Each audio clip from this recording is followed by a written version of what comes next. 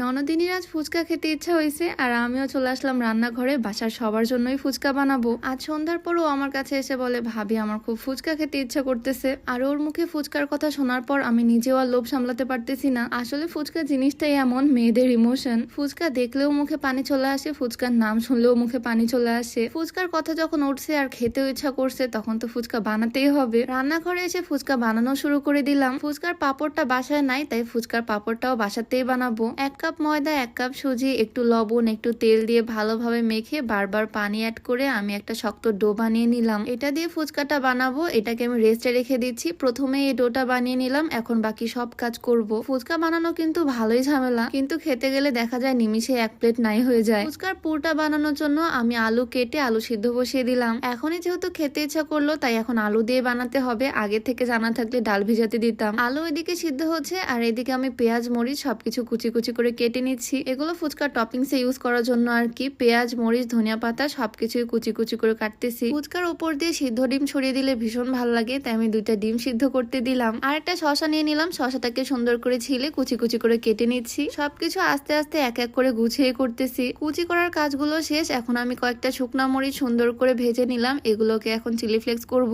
মানে একটু ব্লেন্ড করে নিব। শুকনা মরিচের ফ্লেভারটা আমার কাছে দারুণ লাগে। ভাজা শুকনা মরিচ আর লবণ ব্লেন্ড করে একদম পারফেক্ট একটা চিলি ফ্লেক্স হয়েছে। এখানে সব কাজ শেষ। এখন আমি টকটাও বানিয়ে নিচ্ছি। পুরা ফ্রিজ খুঁজে আমি এইটুকুই তেঁতুল পেলাম, কি আর করার, এটা দিয়ে করতে হবে। একটু লেবুও চেপে নিচ্ছি, অল্প একটু লবণ দিলাম, 1 চামচ চিনি, একটু এটার মধ্যে দিচ্ছি কাঁচামরিচ, একটু চিলি ফ্লেক্স। সবকিছু মিক্স করলেই টকটা রেডি। এটা দেখে তো মুখে পানি চলে আসতেছে একদম। এখানে আমি সবকিছু রেডি করে ফেলছি আর আলুগুলোও সিদ্ধ হয়ে গেছে। আলুগুলোকে এখন ভর্তা করে নিব। অনেক গরম তাই একটা গ্লাস দিয়ে করতেছি, একটু আধা ভাঙা করে নিছি। ফুচকার সাথে আলুর কম্বিনেশনটা কিন্তু বেশ ভালো যায়। আমি একটু শুকনা মরিচ, একটু কাঁচা মরিচ, লবণ, একটু ধনিয়া পাতা, পেঁয়াজ সবকিছু দিয়ে ভালোভাবে মেখে নিচ্ছি। এই ফুচকার পরে আমি তেল ইউজ করি না। নর্মাল আলু ভর্তাতে তো আমরা অনেক বেশি তেল দিই, বাট এখানে একদম তেল ছাড়া শুকনা মাখিয়ে নিলাম। যাক, ফাইনালি আমার সবকিছু রেডি। পুর, টক, টপিংস সবকিছুই রেডি। এখন জাস্ট এই ফুচকাগুলো বানাবো। অনেকক্ষণ এটা ঢাকা দিয়ে রেস্টে দিয়েছিলাম। এখন আবারও একটু ভালো করে হাত দিয়ে মধ্যে নিচ্ছি। অনেকটাই শক্ত হয়েছে, এটা একটু কষ্ট করে বেলে নিচ্ছি। বাজারে কেনা ফুচকাগুলো থাকলে শুধু ভেজে নিলেই হয়ে যেত, বাট এখন আমি ফুচকা নিজ হাতে বানাচ্ছি। এই ফুচকার টেস্ট যদিও অন্যরকম হয়, মানে অনেক ক্রিস্পি আর মজা হয় খেতে। আমি রুটিটাকে অর্ধেক করে তারপর আবারও বেলে নিলাম আর এখন কেটে নিচ্ছি। প্রথমে সসের ক্যাপ দিয়ে ট্রাই করতেছিলাম, বাট ওটা হয়নি। পরে একটা কৌটার মুখ নিলাম। এইটার শেপটা খুবই পারফেক্ট আসছে। এইভাবে আমি গোল গোল করে কেটে নিচ্ছি। আর তারপর একটা কড়াইয়ে অনেকগুলো তেল দিলাম একদম গরম করতে।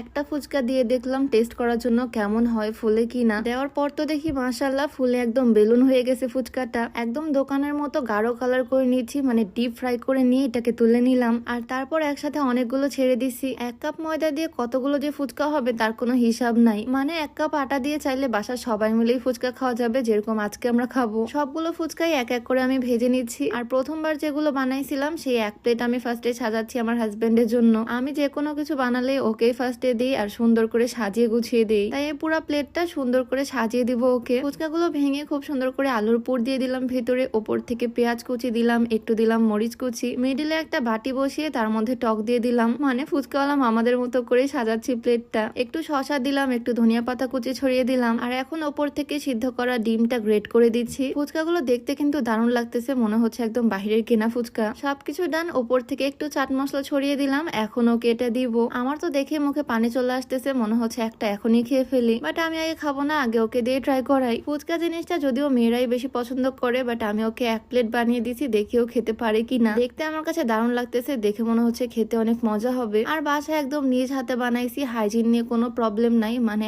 একদম হেলদি ওয়েতে বানাইছি। খাওয়ার পর ওর রিয়াকশন দেখে তো আমার পুরো মুখে পানি চলে আসছে। যদিও ফুচকা জিনিসটাও খুব একটা পছন্দ করে না, তারপরও বেশ মজা করেই খাচ্ছে। এই 1 প্লেট পুরোটাই ওর জন্য, ও খেতে থাক। আর এদিকে বাকিগুলো দিয়ে আমরা এখন পার্টি করব, আমি আর আমার ননদিনী। তো আজকে ফুচকা বানাতে বানাতে তোমাদের সাথে একটু শেয়ার করলাম। ভিডিওটা কেমন লাগলো অবশ্যই জানিও। দেখা হয়ে যাবে নতুন কোনো ভিডিওতে। সবাইকে আল্লাহ হাফেজ।